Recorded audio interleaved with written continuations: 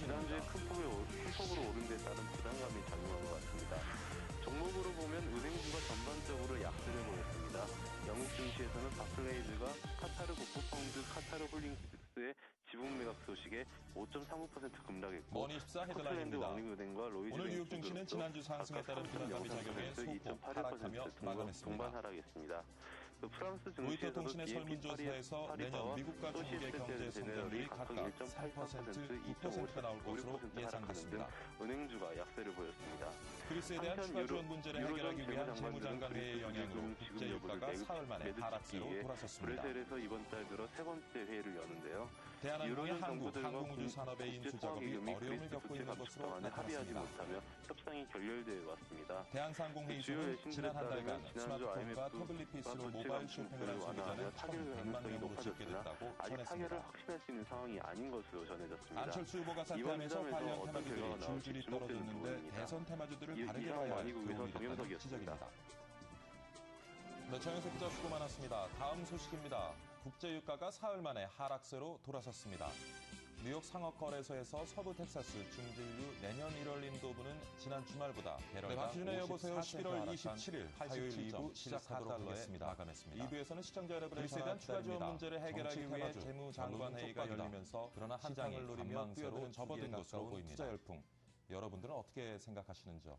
의견 주십시오. 경제전문가 60인이 미국과 중국은 내년에 각각 3%와 9%의 성장률을 이룰 것이라고 그리고 잠시 후에는 세계경영연구원 홍병각통신이 대선 후보들의 기업 관련 설문조사를 실시한 결과 우리 시장의 미국 GDP 성장률이 2.8%에 달하고 중국 경제 성장도 낙관적이라는 여기에 대해서도 아마 하실 말씀 있는 분들 이런 배경에는 미국은 소비 지출이 늘어나고 있고 중국은 새 글로벌 마감 내년에 자리를 잡으면 적극적인 재정 정책이 실시될 것이라는 전망에서 나온 것으로 네, 시황센터입니다. 오늘 뉴욕 증시는 힘을 내지 못했습니다. 대한항공의 불확실한 요소들이 많아서인지 전반적으로 상승 탄력을 받지 못했습니다. 먼저 미국 의회에서 재정절벽 협상의 결과가 어떻게 나올지 관망하는 분위기였고 이로든 재무장관 회의를 앞두고서 불안감이 대한항공은 최근 부산시와 손잡고 테크센터를 항공산업 네카로 만든다는 계획을 내놨습니다. 이에 대해 한국항공우주산업 카이 노조는 즉각 반발했습니다. 부산의 항공산업 클러스터가 조성되면 경남 사천경제는 붕괴될 것이라는 겁니다. 극장가에서 예상보다 부진하게 나오면서 드림웍스 애니메이션이 6% 가까이나 빠졌습니다. 뉴욕 증시 마감 상황 자세히 보시겠습니다. 다우지수와 S&P 500 지수는 파란불을 켰습니다. 모두 약보합권에서 마감이 됐는데요. 각각 12,967.37 해명에도 그리고 갈등은 쉽게 가라앉지 않고 있습니다. 마감이 됐습니다. 경남 사천 지역도 강하게 반발하고 있습니다. 경남 진주 사천 지역도 국회의원들까지 합세해 부정적인 의견을 내놓고 있습니다. 가보겠습니다. 지난주 올해 들어서 가장 큰 폭으로 상승했던 유럽 증시. 이번 주 들어서는 힘이 조금씩 빠지는 모습입니다. 주요국 증시들 소폭 하락한 채 마감이 됐습니다. 유럽 역시나 유로존 재무장관 회의를 앞두고서 그리스 지원에 대해서 어떠한 결정이 나올지에 대한 불확실성 때문에 투자 심리 위축됐습니다. 자세하게 보시겠습니다. 영국 FTSE 지수 0.56% 밀렸습니다. 경남 사천시도 카이와 협약식을 체결하고 대한항공과 부산시의 행보에 제동을 걸고 나섰습니다. 사천 지역 시민단체들은 27일과 28일 대한항공의 카이 인수반대 기자회견과 규탄 집회를 가질 예정입니다. 네, 아시아 가보겠습니다. 아시아 주요국 증시는 모두 홍조세로 마감이 됐습니다. 일본만 빨간불을 켰는데요. 네, 엔화 약세가 이어진 것이 증시에 보탬이 된 것으로 보입니다. 이 밖에도 통화 정책을 지속할 것이라는 전망이 나오면서 영향을 끼쳤습니다. 오는 29일까지 실사가 마무리되면 30일 본입 차례에 이어 다음 달 3일 우선 협상 대상자가 선정될 예정입니다. 일본 니케이 한편 지지부진한 대한항공 주가도 카이 인수 관련 리스크가 해소된 이후 본격적인 매수 시점이 올 것이라는 전망이 나오고 있습니다. 엠머니 이나입니다. 약보합권에서 마감이 됐는데요. 각각 2,017.46 스마트폰 이용자가 3천만 명을 넘어서면서 모바일 쇼핑 시장이 21,861로 급속도로 커지고 있습니다. 네, 원달러 환율 확인하고 마치겠습니다. 외환 시장에서 원달러 환율 어제 0.6원 내려가면서 1,085.5원에 거래 마쳤습니다. 지금까지 업계 관계자는 시황센터에서 연초만 해도 올해 전해드렸습니다. 모바일 쇼핑 전체 시장 규모를 박지훈 외신 1,200억 캐스터와 원으로 함께 주식 봤다며 중심으로 글로벌 예측하고 마감 있는 시장 것보다 살펴봤고요. 훨씬 이번에는 앞서가고 머니국의 있다고 정영석 기자 전했습니다. 전화 연결해서 관련 내용 자세히 한번 분석해 보도록 하겠습니다. 안철수 후보가 대선 네, 레이스를 머니국입니다. 중도 포기하면서 지난밤 관련 뉴욕 증시는 테마주들이 재정절벽 줄줄이 협상을 떨어지고 앞두고 있습니다. 하락세에서 대선 시작했습니다. 테마주들을 바르게 이후 봐야 할 교훈이 박스권에서 됐다는 당락을 지적입니다. 거듭했었는데요. 김우겸 기자입니다. 결국 뉴욕 증시는 지난주 크게 오름에 따른 승부르기 장세 속에 선두세를 나타내면서 하락 마감했습니다. 다우지수와 S&P 500 지수는 소폭 하락한 반면에 나스닥은 소폭 상승하며 마감했습니다. 사실 지난밤에는 주요 기업 실적과 경제 지표 발표가 없는 가운데 이날 열리고 있는 유로존 재무장관회의에서 그리스에 대한 구제금융 지원 체계를 합의할 수 있을지에 대한 관심이 집중되었습니다. 아직 별다른 내용이 발표되지는 않았는데요. 독일 재무차관이 합의 가능성이 매우 높을 것이라고 밝힌 것에 좀 기대감이 불러일으켜지는 것 같습니다. 또 연휴 이후 버락 오바마 대통령과 의회 지도부 간에 재개될 2차 재정결벽 협상을 앞두고 그것도 변수가 되고 있습니다. 대각관이 재정절벽이 현실화되면 내년 미국 소비가 최대 2천억 달러나 줄어들 수 있다고, 이는 국내 총생산 성장률을 1.7%포인트나 낮출 것이라고 밝힌 비관적인 전망은 시장 심리에 악영향을 줬습니다. 또 눈여겨볼 만한 것은 블랙 프라이데이에 따른 소비 지출 호조입니다.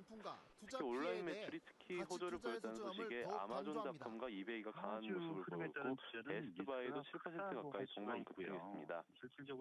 하지만 역대 최대 실적을 기록한 세계 최대 소매 업체인 월마트는 차익 매물로 인해 오히려 약보합권으로 내려갔습니다. 한편 유럽의 주요 증시는 지난주 랠리 부담감이 더해지면서 그리스 지원함을 매듭짓기에 열리는 유로존 재무장관 회의를 앞두고 하락 마감했습니다. 지난주 유럽 증시는 미국 의회 재정절벽 협상이 타결될 것이라는 전망이 고조되고 또 중국 제조업 지표가 개선되면서 올해 들어 가장 큰 주간 상승률을 기록했었는데요. 지난주에 큰 폭으로 오른 데 따른 부담감이 작용한 것 같습니다. 종목으로 보면 보험사들이 최근 모바일 온라인 서비스를 잇따라 내놓고 있는데요. 증시에서는 고객들의 편의를 돕고 비용 카타르 도출이되는 국부펀드 카타르 의도로 홀딩 됩니다. 지수의 정영석 지분 기자가 매각 소식에 알려드립니다. 5.39% 급락했고 스코틀랜드 저금리 왕립은행과 기조로 로이즈 수익성이 뱅킹그룹도 감소하면서 각각 3.03%, 보험사들의 영업 방식에도 2.81% 변화가 일고 있습니다. 동반 하락했습니다. 가장 큰 프랑스 변화는 증시에서도 태블릿 PC를 BNP 통한 영업입니다. 파리바와 소시에테 올해 초 제네럴이 업계 각각 최초로 태블릿 1.83%, PC를 활용해 2.56% 영업에 나섰던 하나 하락하는 등 손해보험은 은행주가 최근 약세를 시스템을 보였습니다. 업그레이드했습니다. 한편 유로존 고객의 자산 재무장관들은 정보를 그리스 쉽게 구제 금융 지급 분석하고 여부를 전자서명도 할 수 매듭짓기 위해 있어서 브뤼셀에서 계약에 이르는 이번 달 들어 과정이 세 번째 한결 회의를 간편해졌습니다. 열었는데요. 유로존 정부들과 국제통화기금이 그리스 부채 감축 방안에 합의하지 못하며 협상이 결렬돼 왔습니다. 또 주요 외신들에 따르면 지난주 IMF가 부채 감축 목표를 완화하며 타결 가능성이 높아졌으나 아직 타결을 확신할 수 있는 상황이 또 아닌 것으로 온라인으로 전해졌습니다. 고객이 직접 이번 보험을 회담에서 설계하는 어떤 결과가 서비스도 나올지 곧 주목되는 부분입니다. 선보입니다.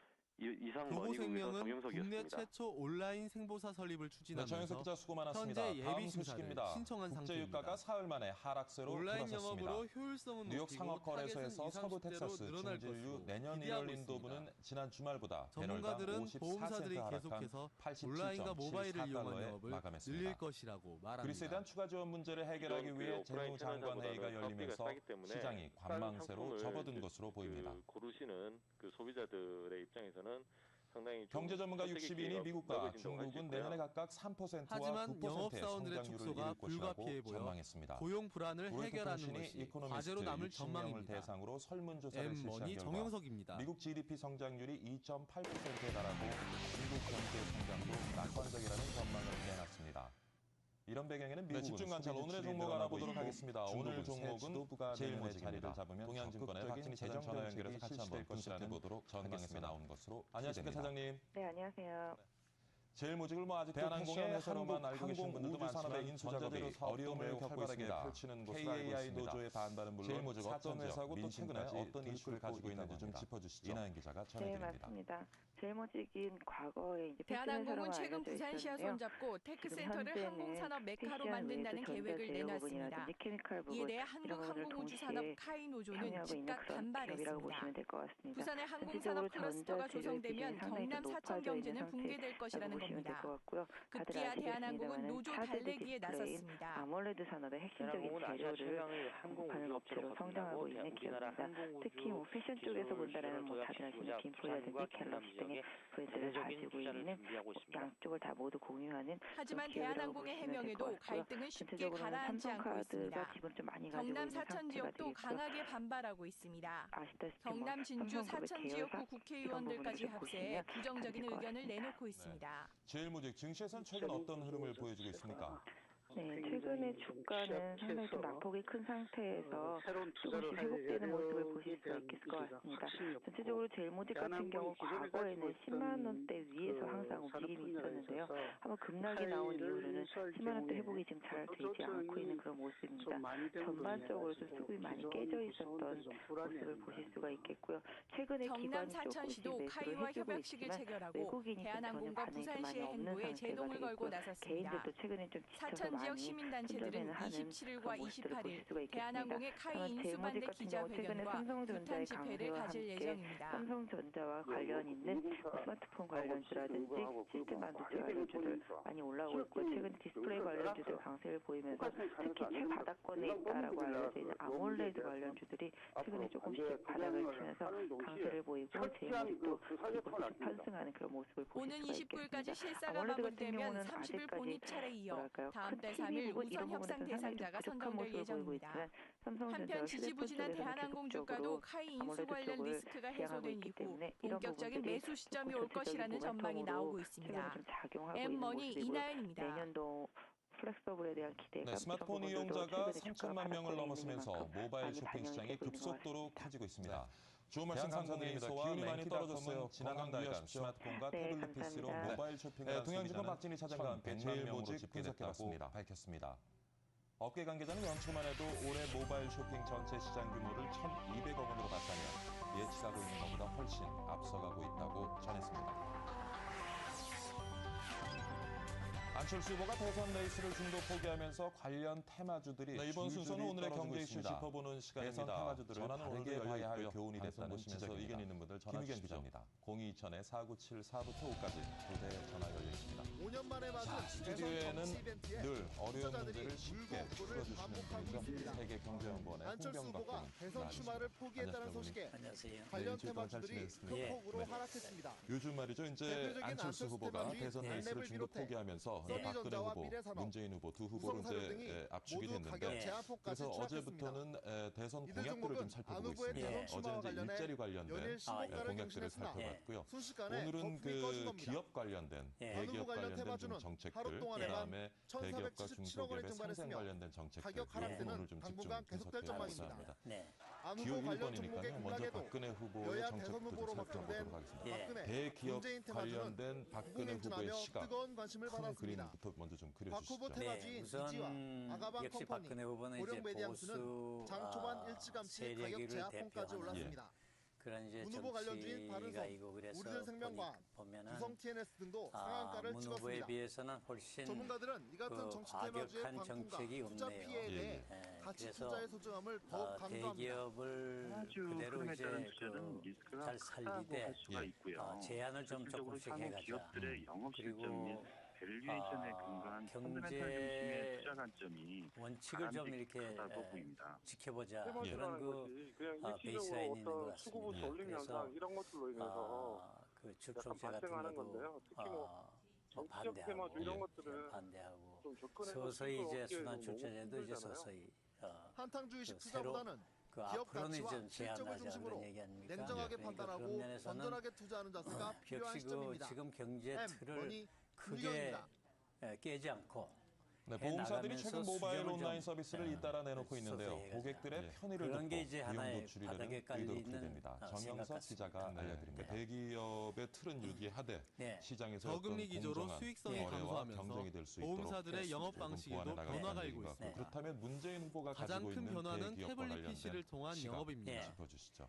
올해 초 업계 상당히 최초로 그 태블릿 과격한 PC를 그, 활용해 영업에 정책 나섰던 같습니다. 화나 손해보험은 최근 시스템을 우선 대기업을 좀 업그레이드했습니다. 이렇게 조이지 고객의 않는, 자산 정보를 얘기고. 쉽게 분석하고 전자서명도 할 수 일자리 있어서 창출을 계약에 이르는 통해가지고, 과정이 한결 경제를 간편해졌습니다. 바꾸자 그런 얘기인데 고객들도 저희 모바일로 본인이 그것이 이제 직접 이론적으로는 그렇게 누구든지 하고 싶은 얘기인데 경제가 따라주느냐 그게 이제 좀 퀘스천 마크겠죠. 간소화된 부분이 굉장히 좀 편리하다라고 생각을 하고 조금 이제 좀 또 온라인으로 고객이 직접 보험을 설계하는 서비스도 문재인 후보는 곧 굉장히 선보입니다.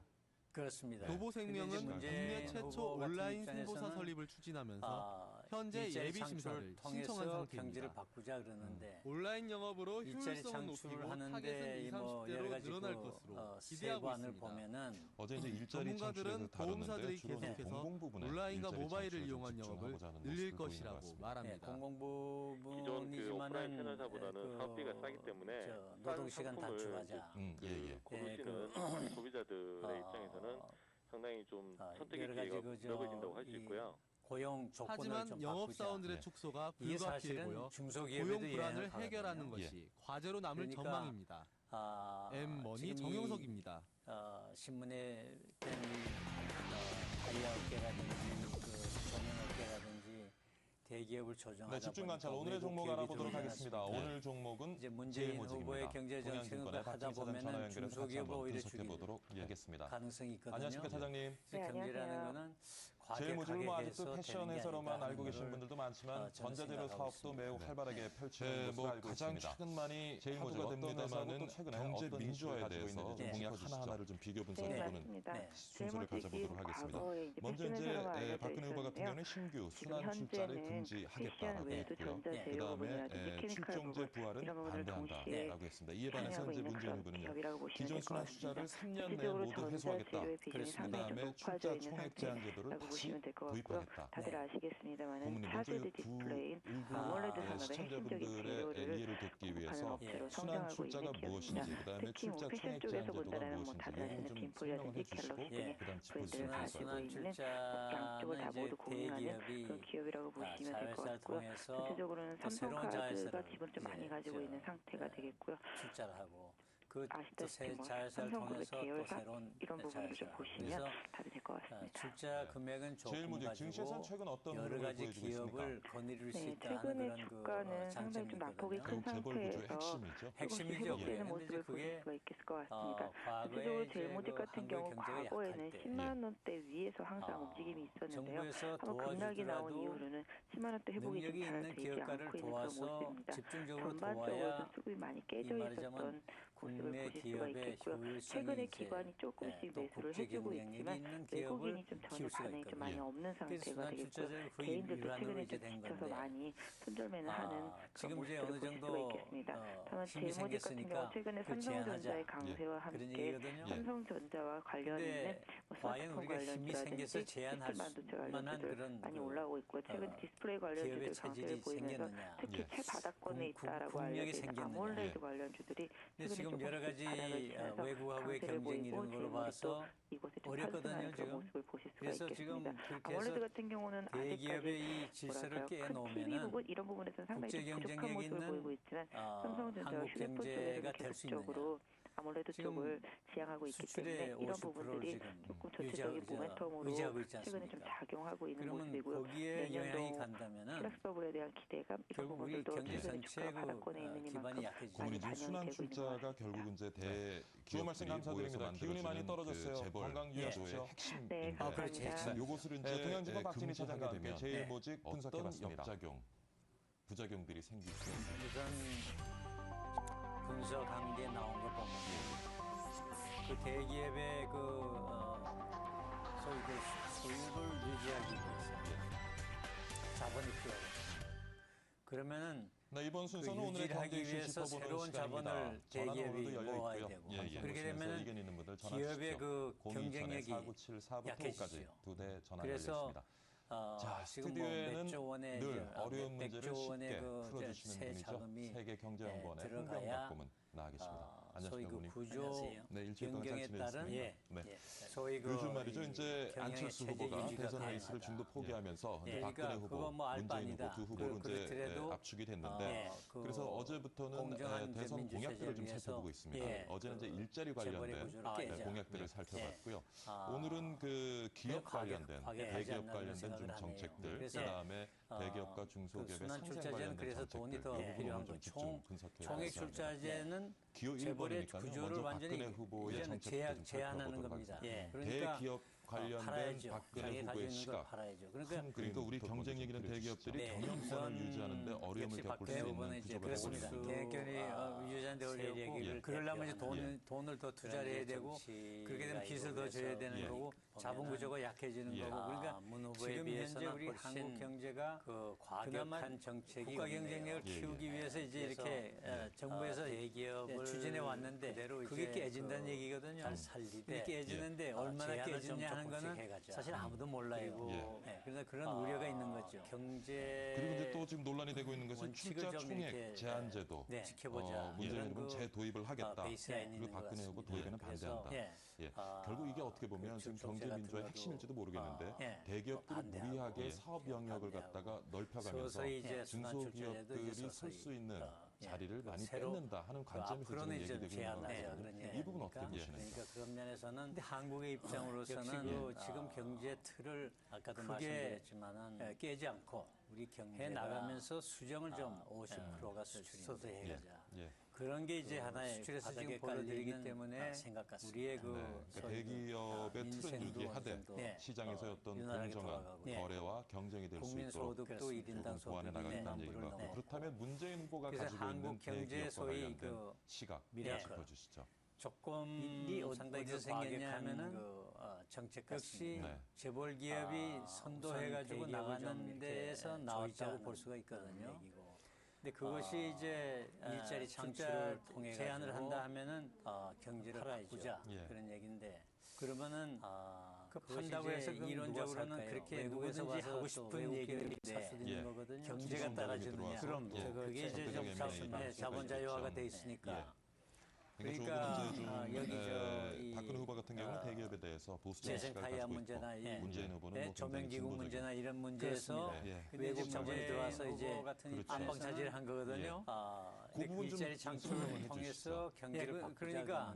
대기업이 이제 재생 타협을 못한다 하고 재생 타협 한번 등 같은 것을 못한다 하니까 어제 이제 일자리 창출에서 다뤘는데 주로 국내 중소기업은 자본력이 없어서 거기에 이제 제가 들어가지 못하는데 그 공백이 생겼으니까 외국 자본이 들어온 거죠. 근데 외국 자본 입장에서는 자꾸 자유화하라, 자본 자유화하라 이제 압력이 심하지 않습니까?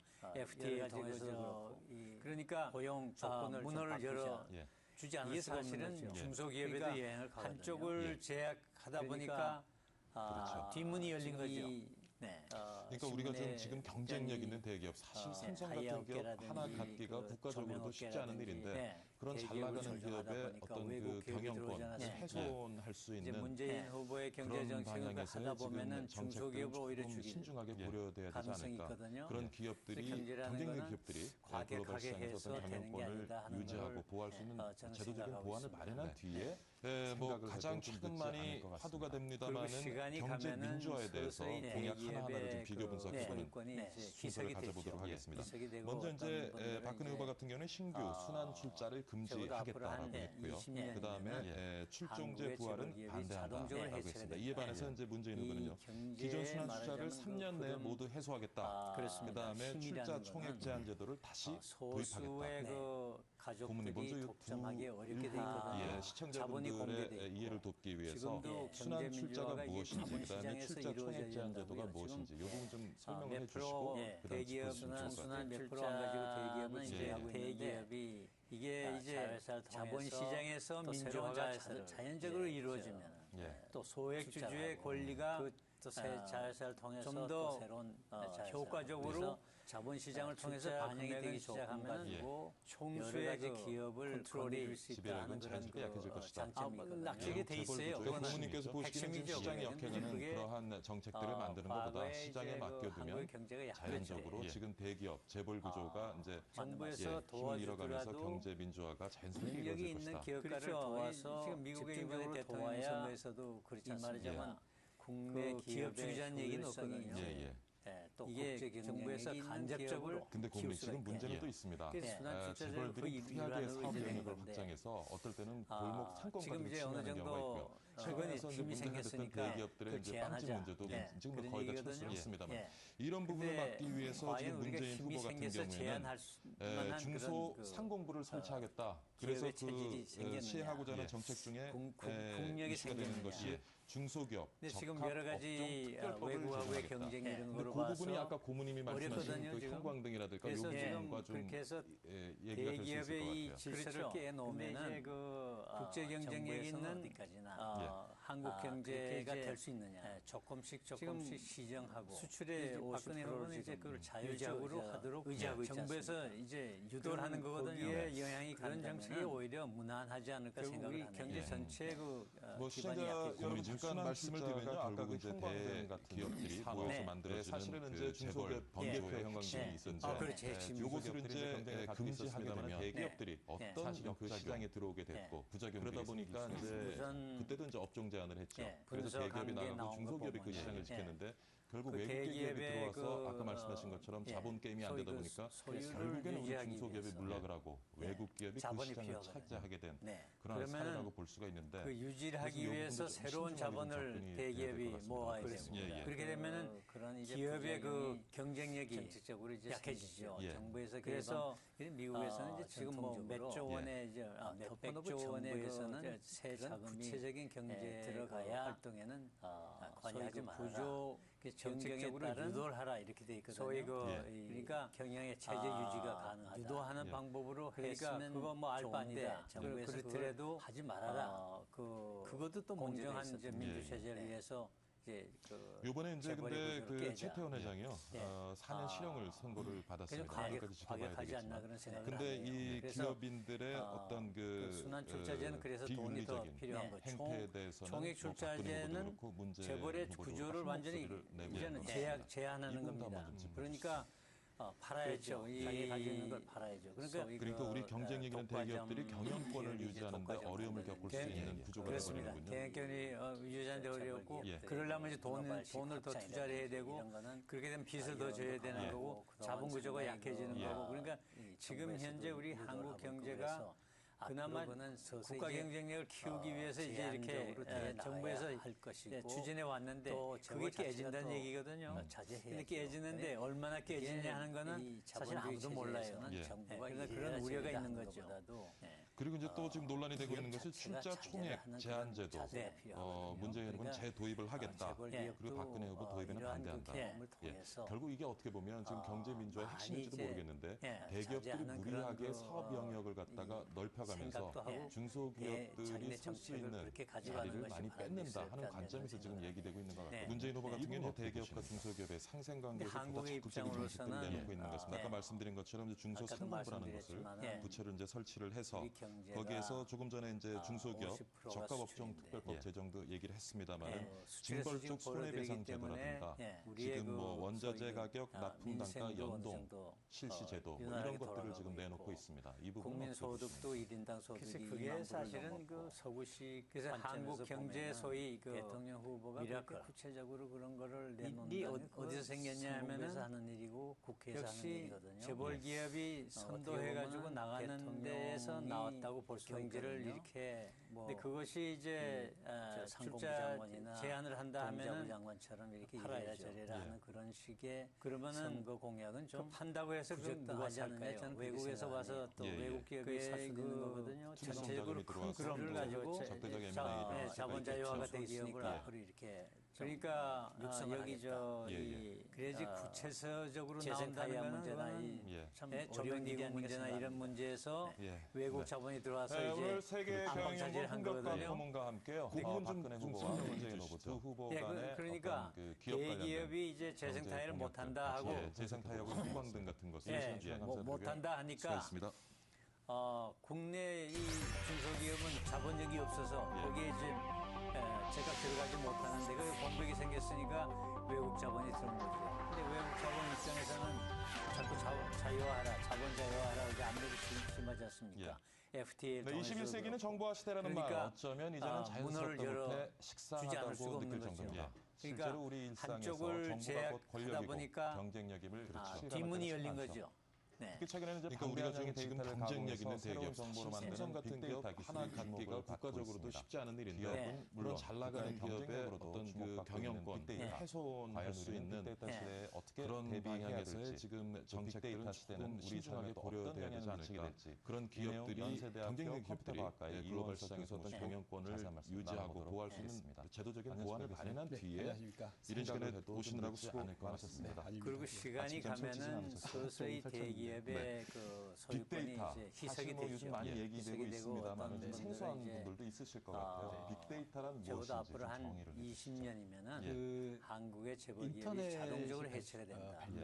이 경제에 말하자면 그 흐름 힘이라는 거는 소수의 그 가족들이 독점하기 어렵게 돼 있거든요. 자본이 공개돼 있고. 지금도 경제 민주화가 이게 자본시장에서 이루어져야 된다고요. 지금 즉시적으로 활용할 수 몇 프로 대기업 총수들이 몇 프로 안 가지고 대기업을 지배하고 있는데 이게 이제 자본시장에서 민주화가 자연적으로 이루어지면 또 소액주주의 권리가 좀 더 효과적으로 자본시장을 통해서 반영이 되기 시작하면은 총수의 그 컨트롤이 지배력은 자연스럽게 약해질 것이다. 낙제게 돼 있어요. 그러니까 부모님께서 보시기는 지금 시장이 역행하는 그러한 정책들을 만드는 것보다 시장에 맡겨두면 자연적으로 지금 대기업, 재벌 구조가 이제 노래방 같은 데 많이 경제 민주화가 자연스럽게 설명하시면 더 쉬울 것 그렇죠. 지금 미국의 이번에 대통령 선거에서도 그렇지 않습니까? 그 기업 주기자는 얘기는 없거든요. 이게 정부에서 간접적으로 지금 문제는 또 있습니다. 재벌들이 무리하게 사업 영역을 확장해서 어떨 때는 골목 상권까지 침해하는 경우가 있고요. 최근에서 이제 문제가 됐던 대기업들의 이제 빵집 문제도 지금 거의 다 철수를 했습니다.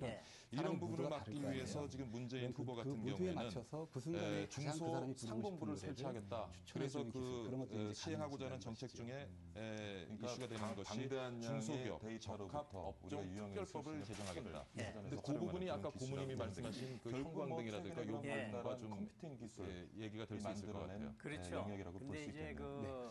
지금 그러면 빅데이터 시장 규모는 어느 정도 되는지?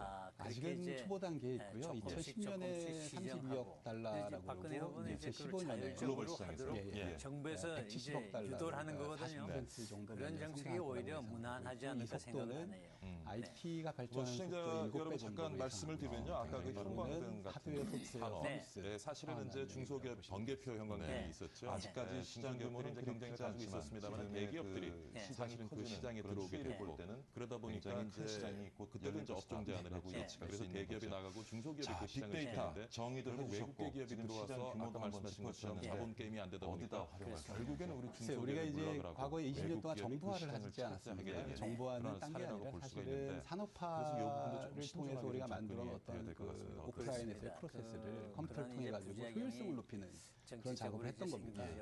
이제 지금부터는 이렇게 많은 데이터를 가지고 다양한 분석을 통해서 최적화를 하는 그런 과정이 이제 시작된다라고 보시면 되겠고요. 그런 관여하지 마라. 조금 전에 뭐 그 노래방 사례를 가지고 설명을 해주셨는데 그러니까 좀 기업들이 빅데이터를 유도하는 방법으로 했으면 좋은데 아직까지는 지금 고객 관리 CRM 쪽에 그것도 또 문제가 있었고 또 하나는 CRM이라면은 고객 이번에 이제 근데 그 최태원 회장이요. 4년 실형을 선고를 받았습니다. 그건 대표적인 예로는 근데 이 기업인들의 어떤 그 비윤리적인 행태에 대해서는 뭐 박근혜 후보도 그렇고 문재인 후보도 그렇고 한 목소리를 내고 있는 것 같습니다. 지금 구글 쪽에 가시면은 나우라는 서비스를 하고 있어요. 그렇죠. 이메일 보낸 내용, 소위 제가 구글 통해서 검색한 내용들을 기업이 이제 분석을 독과점을 해서 한다든지 제가 나중에 나우 서비스 들어가면 최근에 검색한 제가 관심 있는 어떤 그 정보들을 제공해 줍니다. 여론도 강하고 그동안 지금 상당히 이제 저를 위한 서비스가 되는 거죠. 정부에서도 그런 게 이제 유도를 하고 있고 그래서 그다음이 앞으로 그는 서서히 이제 월마트 같은 경우는 이제 재고 제한적으로 관리 돼 나가야 이런 할 쪽에 있어서 것이고 이제 최적화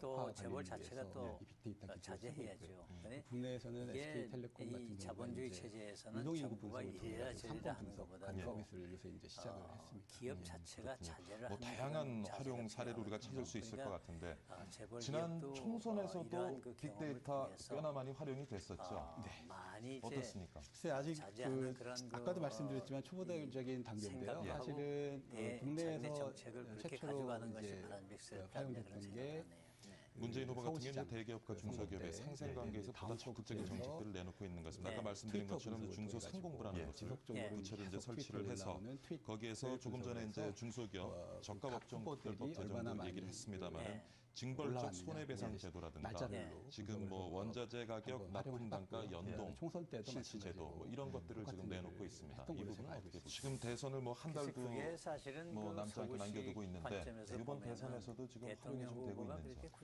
국내에서는 특별하게 지금 준비는 하고 계신다고 들었어요. 근데 이제 아직은 이제 뭐 오늘부터 이제 시작이니까 이제 뭐 조만간 이제 할 거라고 얘기 듣고 있습니다. 다음 수부터 하겠다는 뭐 상공부 장관이나 지난 미국 대선에서 사실은 그런 오바마 대통령이 홉시라는 회사에서 트위터랑 같이 해서 트위터 분석을 시간대별로 전체적으로 큰 틀을 가지고 했던 이렇게 내용이 있고요. 중소기업을 똑같은 방식으로 지금 계획을 지금 하고 육성을 있다고 하겠다. 있습니다. 그래야지 그럼 구체적으로 뭐 최근에 나온다는 이제 거는 치러진 미국 대통령 어려운 일이 아닌가 선거에서는 생각합니다. 오바마 진영에서는 이 빅데이터 네, 오늘 세계경영연구원 홍벽각 고문과 함께요. 박원순 후보와 내부적으로는 뭐 메일이라든지 기업 관련된 홈페이지 접속이라든지 뭐 트위터라든지 이런 것들을 자체적으로 엄청나게 한 걸로 알고 있고요. 하루에 거의 2TB 정도의 데이터들을 가지고 자, 근데 말이죠. 제가 이렇게 무슨 얘기 듣다 보니까 보안 문제가 좀 걱정이 될 것 같아요. 아까 노래방 얘기도 하셨지만 예를 들면 사용자가 노래방을 찾을 때 그 사람이 지난번에 불렀던 노래라든가 여러 가지 행동 패턴을 21세기는 정보화 시대라는 말 어쩌면 이제는 자연스럽다 못해 식상하다고 느껴질 수 있는 건데 실제로 우리 일상에서 정부가 곧 권력이고 개인들 간의 의사소통을 한다거나 뭐 트위터나 페이스북 같은 특히 최근에는 이제 방대한 양의 데이터를 가공해서 새로운 정보로 만드는 빅데이터 기술이 주목을 받고 있습니다. 서버에 저장이 되어져야 물론 구현의 경쟁이 가능한 것이죠. 주목받고 있는 빅데이터 보안 문제가 과연 우리는 빅데이터 시대에 어떻게 대비해야 될지 그거는 사실은 사생활 어떤 영향을 미치게 될 문제 것인지 측면이에요. 연세대학교 사실은 컴퓨터과학과의 이게 지금 사실 빅데이터가 사생활 보호에 꼭 역행되느냐 그렇지 않은 분야가 있습니다. 안녕하십니까. 이런 시간에 오시느라고 수고 많으셨습니다. 치안이라든지 쪽 같은 경우는 사실은 제 같은 경우는 특별하게 재해나 기후 대책 이런 것들은 개인정보나 사생활 침해에 크게 영향을 받지 않고 있고요. 그 부분이 선제적으로 아마 이제 진행될 확률이 많고 인터넷이 사생활이나 개인정보 같은 것들에 크게 중요도가 상대적으로 낮은 게 이제 치안이나 이제 가장 많이 영향을 끼치는 기술로 그래서 어차피 지금 개인을 알아야 그 여지껏 기술을 처리할 수 없는 크게 해야 되는 상황이 와 있거든요. 다양한 데이터 우리가 공급자 중심의 서비스에서 수요자 중심의 서비스로 즉시적으로 하겠다라는 지금 새로운 기술 방향을 가고 있는데 어떻게 보면 IT 결국은 맞춤형 서비스에서는 맞춤형 서비스를 하려면 어느 정도 그 개인의 현재 상황 같은 걸 좀 더 구체적으로 과거의 내역면 그런 걸 가지고 서비스할 수밖에 없거든요. 그래서 사용하면 쉽게 말씀을 드리면 흔적이 남사라든지 사람의 발자취들이 남죠. 집에 가면 집사가 있잖아요. 그분들은 사실 사생활을 다 알지만 다 모아서 있잖아요. 우리 마찬가지로 또 뭐 우리 뭐 전통적으로 우렁각시 들으면은 내가 원하는 것들을 그 사람들이 그 우렁각시 와서 해주잖아요. 어떻게 보면 데이터 처리에 있어서 그 나노 기술이라고 생각하시면 궁극적으로는 그런 위험이 있지만 쉽게 말씀드리면 지금 우리가 이제 노래방 같은 데 많이 우리가 인터넷을 처음에 그렇게 설명하시면 더 쉬울 것 같습니다. 지금 20년이 거의 됐을 때 노래방 그 책 보고 구하는 문제들 아직도 문제가 되지만 만약에 그래도 이 빅데이터 기술이 현실화돼서 어차피 창과 방패의 싸움이 되기 때문에 저희가 이제 제가 생활이 익숙해지는 거와 선곡했던 모든 내용들을 노래그룹 발전으로 다 분석 분석을 해놓고 있다가 앞으로 다 가지 그날 낮에 무슨 일이 있었느냐, 기술적으로도 좀 보완이 돼야 되겠고, 주가가 그다음에 올랐느냐 사실은 떨어졌느냐 우리가 가지고 있는 제도를 보면 사람이 다를 거 아니에요. 기술적인 그럼 어떤 그 혁신을 모두에 따라가지 맞춰서 못하는 그 순간에 경우가 가장 그 많은데 사람이 부르고 그런 싶은 어떤 기술의 노래를 혁신을 잘 좀 그런 읽어서 것들이 이제 가능해진다는 것이죠. 그런 맞춤형의 제도, 그러니까 방대한 양의 데이터로부터 자, 빅데이터 시대 많이 얘기하고 있는데요. 사전에서 촬영하는 그런 빅데이터 시대가 또 만들어낼 수 있는 새로운 일자리라면 어떤 것들이 있을까?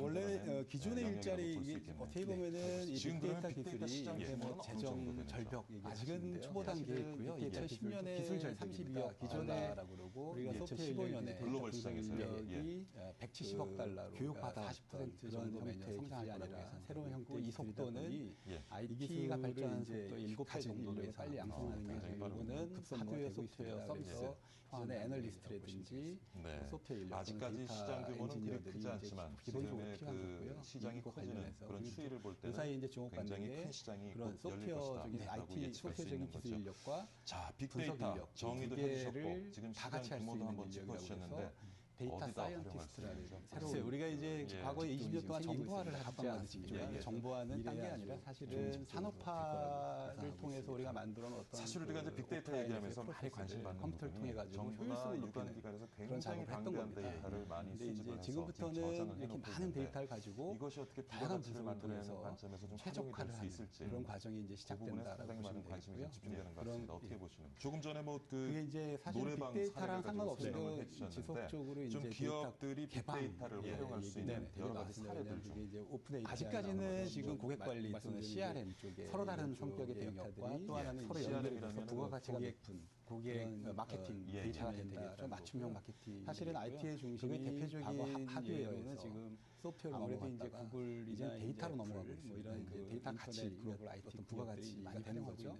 그래서 이제 그런 것들이 거기서 나왔습니다. 공공 쪽에서 사실은 구글 쪽에 가신 정보화나 이런 걸 통해서 축적된 정보들을 민간에 활용할 수 있게 내놓는다는 거는 구글 통해서 검색한 내용들을 부가가치를 민간 쪽에서 제가 나중에 나올 서비스를 가면 그걸 최근에 검색하고 생각하고 있고 제가 관심 있는 미국하고 영국 같은 경우에는 이런 경우가 상당히 많이 있지. 그래서 이제 데이터 개방에 대해서 지구상의 이제 저를 위한 서비스 전적으로 개방하는 게 이제 방향으로 지금 가고 있습니다. 그다음이 그 우리는 아직 완전히 월마트 같은 경우는 재고 관리 또는 우리는 지금 진행은 하고 있습니다. 근데 이제 아직 법제화 노력을 하고 있는데 법제화 되지도 않은 같은 경우가 이제 빅데이터 얘기 많이 하고 있는데 마지막으로요. 우리나라의 빅데이터 관련된 다양한 활용 사례를 우리가 찾을 수 있을 것 같은데 지난 총선에서도 빅데이터 꽤나 많이 활용이 됐었죠. 제가 기술을 해서 뭐 그렇게 말씀을 아직 드리는 건 아까도 말씀드렸지만 초보적인 단계인데요. 우리한테 사실은 상당히 좋은 국내에서 최초로 이제 아직까지 뭐 활용됐던 미국이나 영국이나 아직 똑같은 서울시장의 그 기술력대 약간 뒤졌죠. 과거 생각해 보면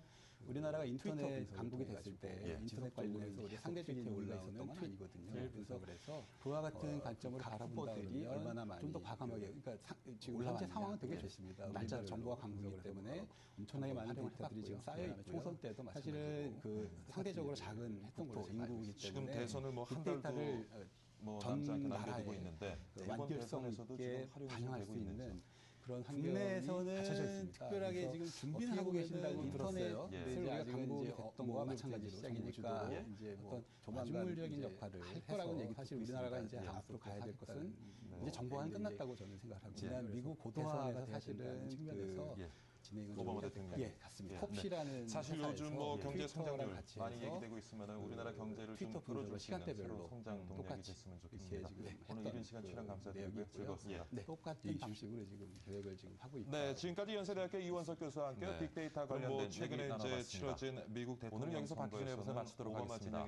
오늘 아침 날씨 무척 활용을 많이 했다고 볼 수가 있는 건 영하 4도까지 내려가고요. 유권자 경기 분석이라든지 내부적으로는 뭐 메일이라든지 내일도 홈페이지 챙기시고 접속이라든지 좀 두툼한 옷 꺼내가지고 입으시면서 자체적으로 엄청나게 한 걸로 알고 있고요. 하루에 거의 1테라바이트 정도 따뜻한 하루 보내시고요. 저는 내일 다시 건강한 모습으로 찾아뵙겠습니다. 시청해주신 여러분. 근데 말이죠. 제가 이렇게 교수님 얘기를 듣다 보니까 보안 문제가 좀 걱정이 될 것 같아요. 아까 노래방 얘기도 하셨지만 예를 들면은 그 사용자가 노래방을 찾을 때 그 사람이 지난번에 불렀던 노래라든가 여러 가지 행동 패턴을 갖다 기억해뒀다가 그걸 분석해서 그 사람이 지금 상황에서 부르고자 하는 노래들을 제안해 줄 수 있는 건데 그러다 보면 우리 개인들 간의 의사소통을 한다거나 뭐 트위터나 페이스북 같은 그런 소셜 네트워킹을 통해서 의사소통을 할 때 그러한 정보들이 고스란히 서버에 저장이 되어져야 이러한 분석이 가능한 것이죠. 네, 그렇습니다. 그런 보안 문제가 심각할 것 같아요.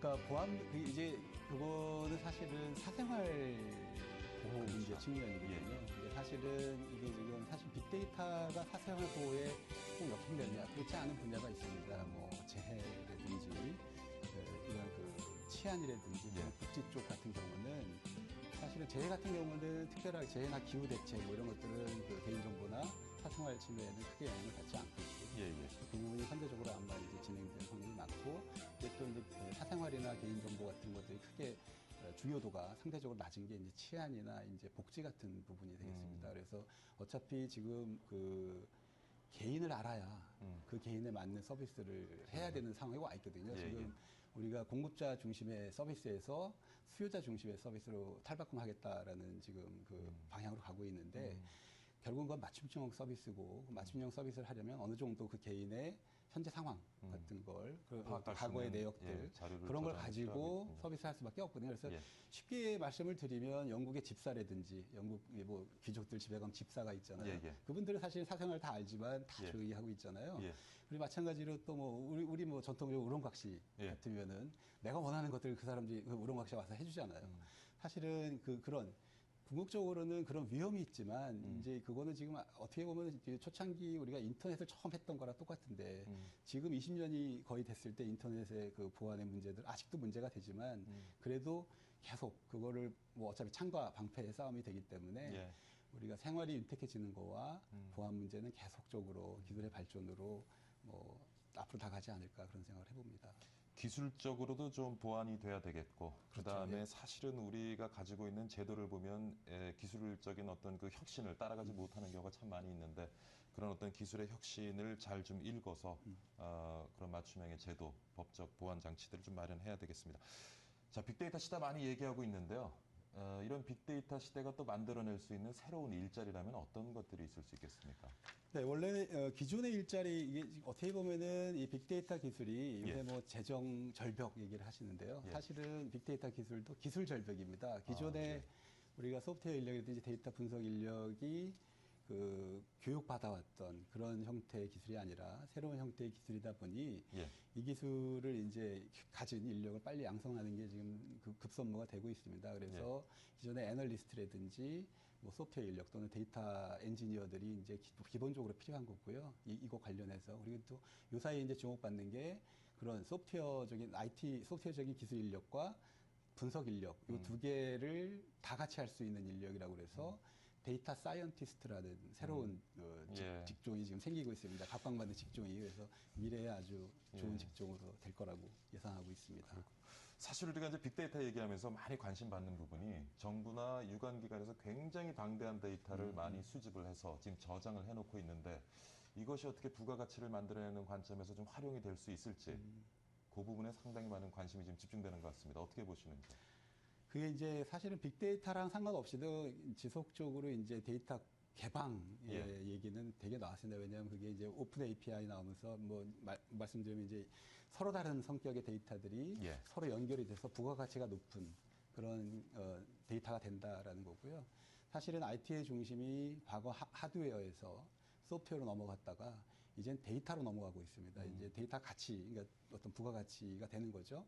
그래서 이제 그런 것들이 공공 쪽에서 사실은 어떤 정보화나 이런 걸 통해 가지고 축적된 정보들을 민간에 활용할 수 있게 내놓는다는 거는 그런 부가가치를 민간 쪽에서 영역을 높이는 그런 그걸 활성화시킬 거라고 생각하고 있고요.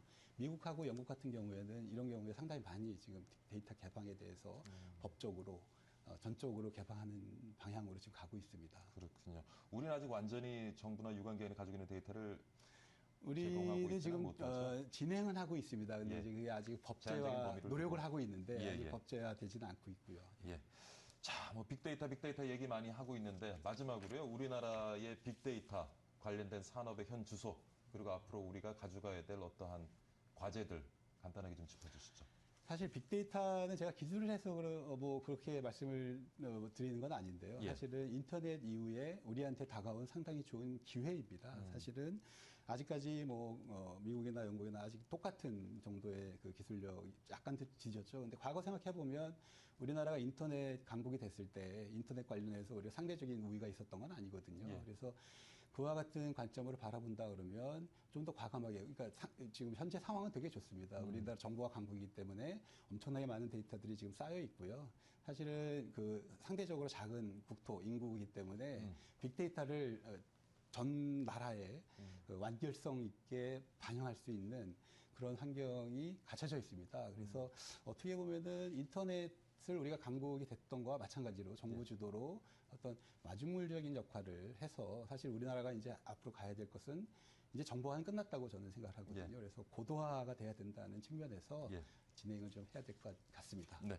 사실 요즘 뭐 경제 성장률 많이 얘기되고 있으면은 우리나라 경제를 좀 끌어줄 수 있는 새로운 성장 동력이 됐으면 좋겠습니다. 네. 오늘 이른 시간 출연 감사드리고요. 즐거웠습니다. 네. 안녕히 계십시오. 네, 지금까지 연세대학교 이원석 교수와 함께 빅데이터 관련된 얘기 나눠봤습니다. 오늘은 여기서 박희준의 여보세 마치도록 하겠습니다. 오늘 아침 날씨 무척 춥습니다. 서울 아침 기온 영하 4도까지 내려가고요. 경기 북부에는 한파주의보까지 내려지기도 했답니다. 내일도 챙기시고 좀 두툼한 옷 꺼내가지고 입으시면서 출근길 보울에 신경 많이 쓰셔야 될 것 같습니다. 따뜻한 하루 보내시고요. 저는 내일 다시 건강한 모습으로 찾아뵙겠습니다. 시청해주신 여러분 정말 감사드립니다.